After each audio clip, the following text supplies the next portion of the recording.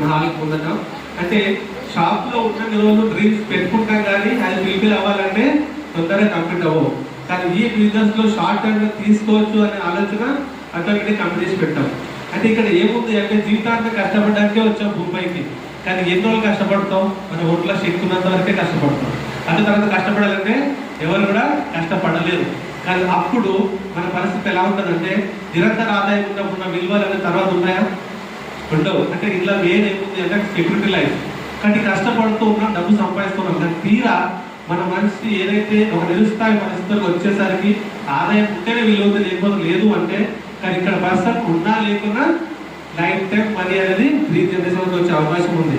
అంటే అర్థమైంది ఏంటి అంటే మనకి ఎంత కష్టపడినా సెక్యూరిటీ ఉన్న దగ్గర ఉంటేనే దాని విలువ ఎక్కువ ఉంటుందని అర్థమైన తర్వాత ఈరోజు బిజినెస్ని పార్ట్ టైంలో చేస్తున్నా కానీ 10 మందికి అవకాశాన్ని అందిస్తూ నాలాగా వాళ్ళని గెలిపిస్తూ ఒక మంచి లైఫ్ స్టైల్లో తీసుకెళ్తూ ఒక 100 మంది సక్సెస్ఫుల్ లీడర్కి ఒక ప్యాసివ్ ఇన్కమ్గా తీసుకురావాలి.